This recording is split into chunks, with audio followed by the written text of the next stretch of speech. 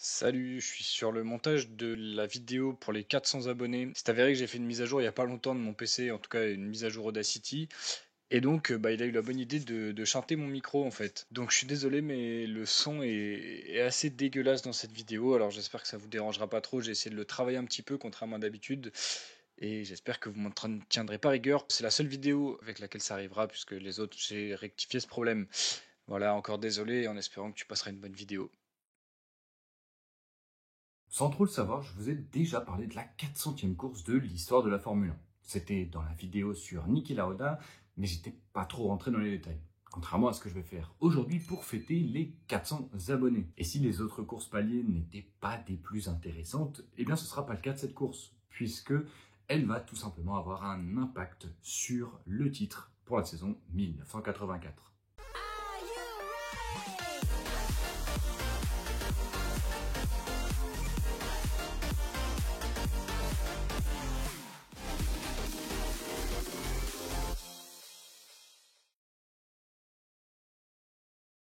Lors de la saison 1983, McLaren s'est montré plus que moyenne. Si le début de saison avait été plutôt bon avec quelques victoires, le reste de la saison a vraiment été mauvais. Et la cause principale, c'est sûrement le changement de motoriste. Après avoir forcé toute la saison, Niki Lauda obtient enfin gain de cause. Ron Dennis signe avec Porsche pour le développement d'un moteur turbo. Et forcément, quand on a un nouveau moteur, faut le développer et surtout le régler. Ce à quoi va s'atteler Niki Lauda toute la fin de saison et qui va du coup entraîner de bien mauvaises performances. Les Porsche, ce ne sera pas les seuls arrivants à Woking, puisqu'en plus du moteur, Ron Dennis veut travailler sur la structure de la voiture. C'est pourquoi Dennis fait signer John Barnhart en tant que directeur technique officiel, et à ça, il ajoute une petite pépite en deuxième pilote, un certain Alain Prost. On a donc une Dream Team qui naît pour 1984, sauf que on sait pas du tout ce que vaut la voiture. Et au début de la saison, ça c'est tout simplement McLaren.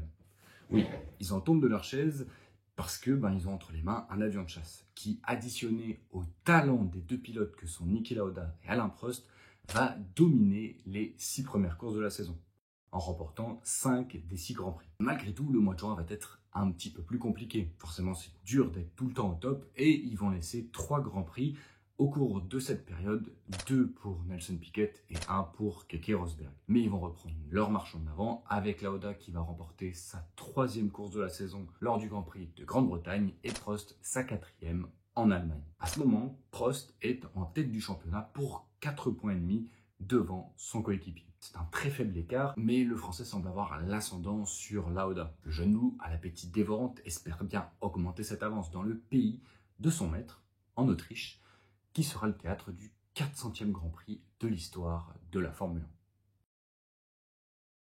1. On se retrouve le 19 août 1984 sur l'Österreich-Ring et c'est un circuit qui mesure à peu près 6 km, qui est la base du Red Bull Ring aujourd'hui, mais qui ressemble de très loin. La course fera 53 tours et l'édition précédente avait été remportée par Alain Prost sur sa Renault. Comme tu peux l'imaginer, la pression est plutôt pesante, surtout sur les épaules de Lauda, qui voit son public espérer qu'il se replace au championnat et surtout qui espère le voir enfin remporter son Grand Prix à domicile. Lui qui n'a jamais réussi cet exploit en plus de 8 participations. Lauda n'est pas réputé pour sa vitesse en qualification et il parviendra à signer malgré tout une 4e place, s'élançant juste derrière son coéquipier Alain Prost qui a signé une belle 2e place mais qui n'a rien pu faire face à la Brabham de Nelson Piquet qui partira donc en pole position. Tout le monde vient se placer sur la grille et le départ est donné. Un départ plutôt mauvais pour Piquet puisqu'il voit Alain Prost le sauter grâce à sa superbe impulsion. Derrière, De Angelis cale, ce qui permet à Lauda de passer directement 3e sans avoir rien à faire. Malheureusement, un peu plus tard dans ce premier tour, le pilote Rottengatter sort de la piste et le drapeau rouge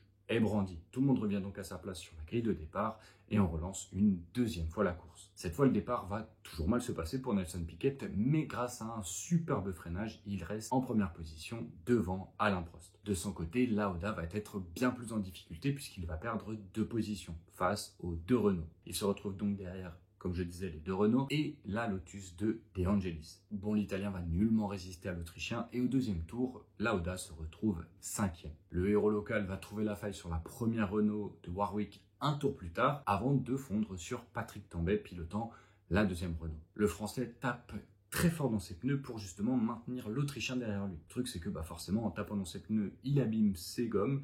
C'est le principe même de taper dans ses pneus. Et au prix d'un magnifique dépassement, Lauda va trouver l'ouverture au tour 9 sur le français. Il est alors 3e, mais a perdu beaucoup de temps. Il est donc à 6 secondes des 2 avions de chasse qui sont loin devant lui, mais avec le champ libre, il va pouvoir rouler à son rythme et pourquoi pas remonter. Et grâce à ce champ libre, l'écart va progressivement diminuer, passant de 6 secondes à 5 secondes, puis à 4,4. Et ce qui va principalement aider Niki Lauda dans cette course, c'est les retardataires qui vont finir par gêner Nelson Piquet et Alain Prost. Et après 20 tours à fond, Niki Lauda retrouve le duo de tête. On sait alors que la victoire se jouera entre les trois, Piquet, Prost et Lauda. On est alors au 28e tour et il y a un événement qui va un peu tout changer dans le Grand Prix. Elio De Angelis va être le 3e pilote à abandonner lors de ce Grand Prix, sauf qu'il abandonne à cause d'une casse moteur, laissant de l'huile sur la piste, notamment dans la Rindt Curve, qui est le dernier virage du Grand Prix. Il rentre au stand et forcément,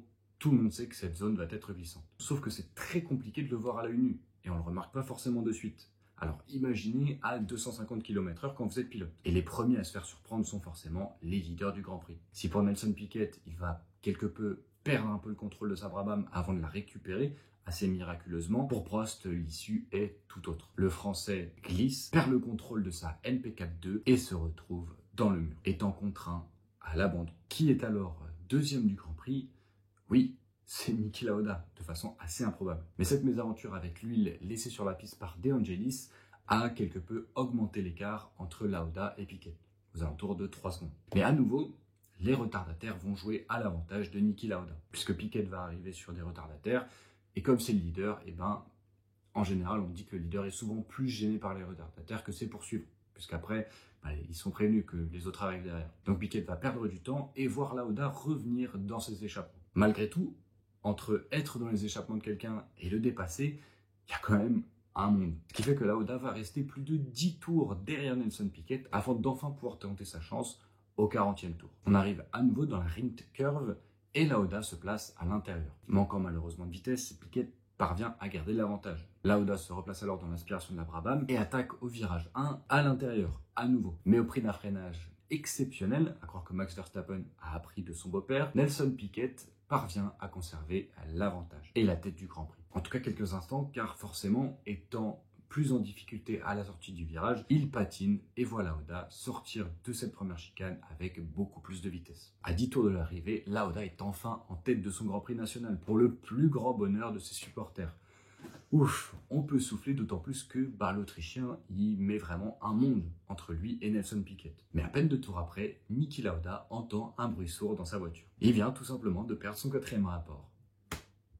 Un peu paniqué, il lève la main pour indiquer aux autres pilotes derrière que il a un problème et qu'il va sûrement abandonner. Décidément, Lauda n'est pas verni et Prost semble clairement avoir la chance du champion. Mais de façon assez miraculeuse, Lauda remarque qu'il peut passer le 3e rapport et également le 5e. Bon, apparemment en Formule 1, la 4e vitesse, ça sert à rien, puisque l'Autrichien va repartir et être notamment plus rapide que ses plus proches poursuivants. Il va avoir une avance conséquente qui va lui permettre de se diriger vers une victoire inéluctable. Lauda remporte alors son 23e succès en carrière devant Nelson Piquet et Michele Alboreto.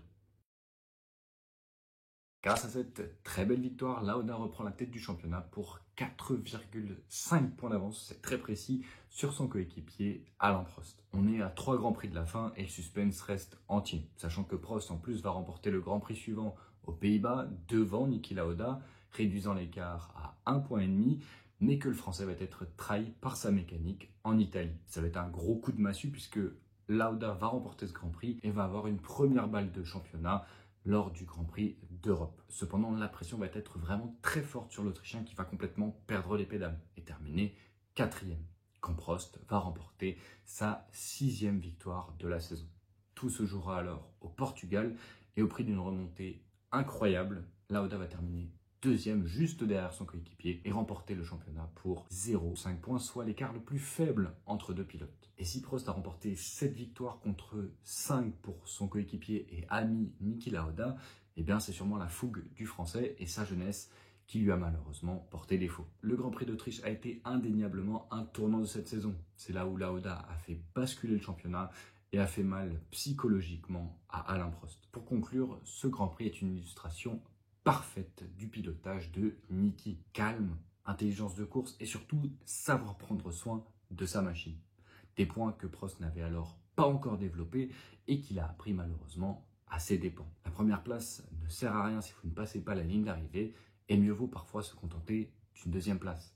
Des points intermédiaires qu'a intégré dans son esprit Prost grâce à Niki Lauda et qu'un autre pilote aura appris également auprès de Niki Lauda, Lewis Hamilton. Forcément, Prost aura beaucoup appris de cette saison 84 puisqu'il va remporter les titres 85 et 86, notamment grâce aux points intermédiaires si importants. De son côté, Lauda remportera encore une course en 85 avant de raccrocher le casque. Mais tout ça, je t'en parle dans la vidéo sur Niki Lauda. Comme à chaque fois, je prends du temps pour te remercier. C'est aussi grâce à toi que cette chaîne a réussi à passer la barre des 400 abonnés. Bon, c'était en 2024, j'ai un peu de retard sur tout ça. On est près de 470 au moment où je tourne cette vidéo. Donc voilà, je tiens à te remercier. Merci de tout le soutien que tu m'apportes sur cette chaîne, que ce soit en commentaire, en like, en abonnement, etc. etc. On n'est pas loin des 500 abonnés.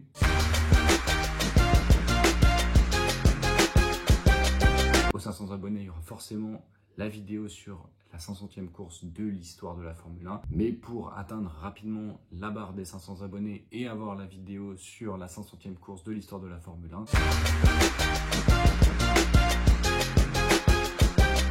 et ben, petit conseil, partage ma chaîne sur les réseaux sociaux. Tu peux également partager cette vidéo, je ne le demande pas souvent. Mais bon, là, c'est un peu l'occasion. Pense également à liker cette vidéo pour le référencement et à t'abonner et à activer la cloche pour ne pas louper la suite.